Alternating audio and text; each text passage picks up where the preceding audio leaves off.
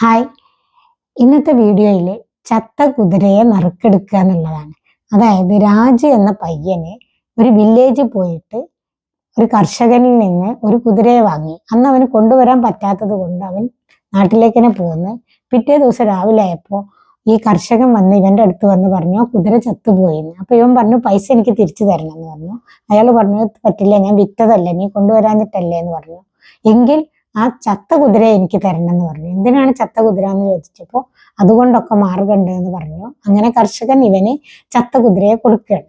എന്നിട്ട് ഇവൻ എന്ത് ചെയ്തു, നല്ല തിരക്കുള്ള മാർക്കറ്റിൽ പോയിട്ട് പിന്നെ ഇങ്ങനെ ലോട്ടറി എടുക്കണ പോലെ ഒരു നറുക്കിന് 10 രൂപ, നറുക്ക് വിജയിക്കുന്നവർക്ക് വലിയൊരു സമ്മാനം തരുന്നതാണ്. എന്ത് സമ്മാനം എന്ന് പറഞ്ഞില്ല അവൻ. അങ്ങനെ കുറേ പേര്, 500ഓളം പേര് ഈ 10 രൂപക്ക് ഈ നറുക്കെടുത്ത്. എന്നാൽ അവസാനത്തെ ഒരു വ്യക്തിക്കാണ് ആ നറുക്കിൽ സമ്മാനം കിട്ടിയത്. സമ്മാനമായിട്ട് അവൻ കൊടുത്തത് ഈ ചത്ത കുതിരയാണ്. അപ്പോൾ അയാൾ പരാതിപ്പെട്ടു, ഈ ചത്ത കുതിരയാണ് തരുന്നത്. അപ്പൊ അയാൾ തന്ന 10 രൂപ തിരിച്ചു കൊടുത്തു. ഇപ്പൊ നോക്കൂ, രാജുക്ക് എത്രയാണ് ലാഭം. 1000-നാണ് വാങ്ങിയത്, 5000-ന് വിറ്റു, 4090 രൂപ ഇവന് ലാഭം കിട്ടി. Thank you.